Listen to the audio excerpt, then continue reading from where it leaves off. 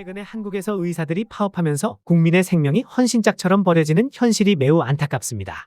윤석열 대통령이 추진하고 있는 의과대학생 증원 계획은 2025년부터 매년 300명에서 1000명까지 증원하여 10년간 총 4000명을 증원하는 방안을 목표로 하고 있습니다. 이 계획은 의사 인력 부족 문제를 해결하고 지역 의료 불균형을 해소하기 위한 목적으로 추진되고 있습니다.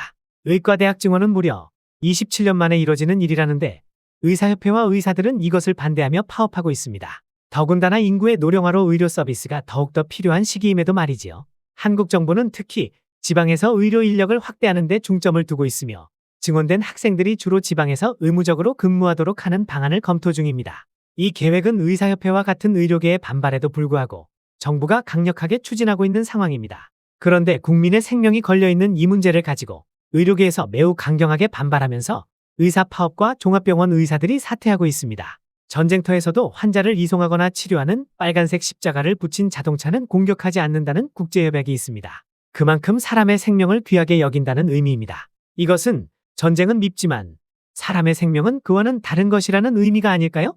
이런 의미에서 의과대학 정원을 늘리겠다는 정부의 정책에 강력한 반기를 들고 환자들의 치료를 내팽개치는 한국 의료계의 현실이 참으로 안타깝기만 합니다. 그렇다면 미국에서 의사 파업이 가능할까요? 가능하다면 어떤 경우에 가능할까요? 양국을 비교해서 설명해 보겠습니다. 그리고 미국에서 의사들이 정부의 방침을 무시하고 파업했을 경우 얼마나 강력한 처벌이 뒤따르는지도 알아보겠습니다. 한국이나 미국이나 법적으로 규제되어 있는 것으로 알고 있습니다. 미국 정부가 규정한 필수 의료 서비스라는 것을 알아보겠습니다. 그것은 모든 국민이 적절한 보건 서비스를 받을 수 있도록 보장하기 위해 마련된 기본적인 의료 서비스입니다. 이는 환자의 건강과 안전을 지키기 위한 최소한의 의료 혜택으로 정의됩니다. 미국의 필수 의료 서비스는 크게 두 가지 범주로 나눌 수 있습니다. 첫 번째는 예방 서비스입니다. 예방 서비스에는 정기적인 건강검진, 예방접종, 만성질환관리, 암검진 등이 포함됩니다. 이 서비스를 통해 질병을 조기에 발견하고 예방함으로써 건강 문제를 미리 방지할 수 있습니다. 예를 들어 독감 백신 접종이나 고혈압 관리를 통해 더 심각한 건강 문제로 발전하는 것을 막는 것이 이 범주에 해당합니다. 두 번째는 치료 서비스입니다. 치료 서비스는 환자가 질병에 걸리거나 부상을 입었을 때 필요한 치료를 포함합니다. 여기에는 병원 치료, 응급치료, 처방약 제공, 수술 등이 포함됩니다. 이러한 치료는 환자의 건강을 회복시키고 생명을 보호하는 데 필수적입니다. 예를 들어 교통사고로 인한 부상치료나 급성질환에 대한 응급처치가 여기에 해당합니다. 또한 필수 의료 서비스에는 정신건강 서비스도 포함됩니다. 이는 정신건강 문제를 조기에 발견하고 적절히 치료할 수 있도록 하는 서비스로서 여기에는 상담, 심리치료, 정신과 약물치료 등이 포함됩니다. 이러한 정신건강 서비스는 환자의 전반적인 건강과 삶의 질을 유지하는 데 중요한 역할을 합니다. 이와 함께 산모와 어린이의 건강을 보호하기 위한 산전 및 산후관리와 소아과 서비스도 필수 의료 서비스의 중요한 부분입니다. 산모가 임신 중 건강을 관리하고 출산 후 적절한 관리를 받으며 어린이가 건강하게 성장할 수 있도록 필요한 의료 지원을 받는 것이 포함됩니다. 미국 정부는 이러한 필수 의료 서비스가 의료보험을 통해 보장되도록 하고 있으며 특히 경제적 어려움을 겪는 이들이 필수 의료 서비스를 이용할 수 있도록 다양한 프로그램과 제도를 운영하고 있습니다. 이로써 모든 국민이 건강을 유지하고 필요한 치료를 받을 수 있는 환경을 조성하는 것을 목표로 하고 있습니다. 결국은 이 규정 한 가지만 보더라도 미국에서는 의사들이 파업하기가 매우 힘들다는 것을 알 수 있습니다. 왜냐하면 이러한 규정을 위반하게 되면 그 의사는 의사면허를 취소당하거나 그 의료기관은 폐업해야만 하기 때문입니다. 그러나 가장 중요한 것은 의사와 국민의 의식에 있다고 생각합니다. 그러면 본론으로 들어갑니다. 미국만이 아니라 세계 어느 나라든 의사 파업과 관련하여 법적인 처벌과 및 비판적인 사회적인 분위기가 존재합니다. 그 차이를 비교하여 설명하겠습니다. 한국을 예로 들어봅니다. 한국에서는 의사들이 특정 정책에 반대하며 파업을 벌이는 경우가 대부분입니다. 자신들의 이익과 관련된 쟁점으로 인한 파업이라는 것이지요. 최근 사례로는 의과대학 정원 증원에 강력하게 반대하며 의사들이 파업을 벌이면서 환자 진료를 장기간 거부하고 있습니다.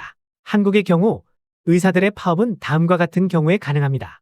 그 중에서 가장 강력한 것이 정부의 의료 관련 정책에 대한 반발입니다. 정부의 의료 정책이나 보건 정책에 대해 반대 의견이 있을 때 의사들은 파업을 통해 자신의 견해를 밝히게 되는데 정책 변경이나 개선을 요구하는 것이 파업의 주요 목적입니다. 또 그러한 문제를 가지고 의사협회가 정부와 협상하게 되는데 여기서 중요한 것은 의사협회가 중심이 된다는 것입니다. 이 부분이 미국과 다릅니다. 뒤에서 설명해 드립니다. 다시 돌아와서요. 그들은 말합니다. 만일 우리들의 주장이 받아들이지 않을 경우 무기한 파업에 돌입한다. 그리고는 그것이 결렬되면 의사들은 가차없이 파업으로 들어갑니다. 의사들만이 아니라 한국 대부분의 기업 노동자들이 그렇기는 하지만 말이지요. 그리고 그들은 파업을 통해 협상 테이블에 다시 나설 것을 요구합니다. 그렇다면 미국의 의사 파업은 어떤 방식일까요? 제일 먼저 이 말을 해두고 넘어가도록 하겠습니다. 미국에서는 의과대학 증원 문제가 의사들의 파업 이유가 될 수 없습니다. 이유는 외국의 의사들이 미국으로 들어올 수 있는 길이 많기 때문입니다. 미국에서도 의사들이 당연하게 파업을 벌일 수 있습니다. 미국에서 의사들이 파업하는 경우는 다음과 같은 예도 있습니다. 미국의 의사들은 노동조합에 가입하여 단체 협상을 통해 노동 조건이나 임금, 근무 환경 등을 개선하려고 합니다. 이러한 과정에서 파업이 일어날 수 있습니다. 다음으로는 근로 조건 문제입니다. 임금, 근무 시간, 근무 환경 등과 관련하여 파업을 벌일 수 있습니다. 미국의 의사들이 노동조합을 통해 파업을 벌일 경우 이는 주법과 연방법에 따라 규제됩니다. 여기서 한 가지 다른 점을 알고 있어야 합니다. 한국은 의사협회가 주관하고 미국은 노동조합이 주관한다는 것입니다. 어느 조직이 자신들만의 이익 주장이 강할까요? 어느 조직이 협상 결렬이나 파업에 돌입할 가능성이 클까요? 미국에서 의사들이 파업하게 될 경우 어떠한 법적 규제와 사회적 반응이 있을까요? 먼저 한국의 경우를 보도록 하겠습니다. 한국에서는 의료법 제65조에 따라 의사들이 파업을 벌일 때 환자 진료를 거부할 수 없도록 법으로 규정되어 있습니다. 이는 환자의 생명과 건강을 보호하려는 조치입니다. 의사들이 파업할 경우라도 환자 진료를 계속해야 하며 그렇지 않으면 법적 책임을 질 수 있도록 되어 있습니다. 말하자면 한국에서 의사들이 파업 중이라고 해서 환자 진료 거부는 명백한 위법이라는 것입니다.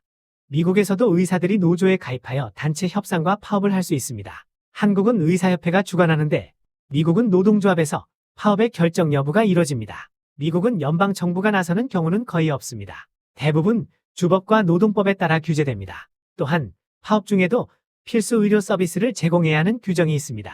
이를 위반할 경우 파업하는 의사는 법적 책임을 져야만 합니다. 이러한 법적인 규제는 한국과 같습니다. 사회적 반응이야 미국도 당연히 냉담합니다. 한국보다 더 심하면 심했지 덜하지는 않을 것입니다. 특히 응급 의료 서비스와 관련된 경우 환자들의 생명과 건강에 직접적인 영향을 미칠 수 있어 파업에 대한 반발이 매우 큽니다. 미국의 경우 의사들이 파업할 때 필수 의료 서비스를 유지하는 것이 일반적이며 그렇지 않으면 사회적 반발과 매우 강력한 법적 조치가 뒤따르게 됩니다. 미국에서 의사들이 정부의 방침을 무시하고 파업을 벌일 경우 다음과 같은 처벌을 받을 수 있습니다. 법적 처벌로는 우선 노동법 위반에 의한 처벌입니다. 또 연방 또는 주 노동법에 따라 파업이 규제됩니다. 필수 의료 서비스를 제공해야 하는 규정을 위반하거나 불법 파업을 벌일 경우 법적 처벌이 매우 엄격합니다. 여기에 더하여 계약 위반이 있습니다. 이 부분이 한국하고는 다른 처벌 조항으로 보이는데요. 의료기관과 의사 간의 계약에 따라서 파업이 계약 위반으로 간주될 수 있으며 이에 따라 법적 소송이나 금전적 배상이 의사에게 요구될 수 있습니다. 정리하면 한국과 미국에서의 의사 파업은 각국의 법적, 제도적 환경에 따라 다르게 이루어집니다. 한국에서는 의사협회가 주관하고 의료법에 따라 의사들이 파업합니다. 그러나 미국에서는 의사협회의 주도 아래 파업을 하는 것이 아니라 의사들이 노동조합을 통해 파업을 할 수 있습니다. 이런 것은 주 또는 연방노동법에 따라 규제되며 필수 의료 서비스를 유지해야만 하는 합니다. 한국과 미국에서의 의사 파업은 모두 존재하고 가능합니다. 다만 그 법적인 처벌 규정에 따른 처벌 수위가 다르다는 것이지요. 미국은 상대적으로 법치주의가 매우 튼튼하게 구축된 나라입니다. 그렇다고 해서 그 강력한 법적인 처벌을 함부로 휘두르지는 않습니다. 또 반대로 그렇다고 의사들이나 기타의 파업이 가능한 집단에서 그것을 악용하지도 않습니다. 왜냐하면 한번 처벌을 받게 되면 존립 자체가 불가능하기 때문입니다. 미국의 재판에서 종신형이 나오거나 가석방 없는 수십 년의 형량에서부터 100년이 넘는 형량이 나오는 것이 바로 이러한 이유 때문입니다. 한국의 의과대학 교수들까지 동참한 환자들을 헌신짝 버리듯 하는 한국 의료계의 파업을 보고 안타까운 마음으로 영상을 만들어 올렸습니다. 저는 유튜브 채널 정치보안관을 운영하고 있습니다. 현재는 미국에 살고 있으며 은퇴 생활을 유튜브의 수익으로 하려고 준비하고 있습니다. 더욱 분발할 수 있도록 구독과 좋아요로 응원해 주십사 부탁 올립니다. 끝까지 경청해 주셔서 감사합니다. 여러분 가정에 신의 은총과 축복을 기원합니다. 구독과 좋아요로 다음 영상을 올릴 수 있도록 도와주십사 부탁 올립니다. 감사합니다.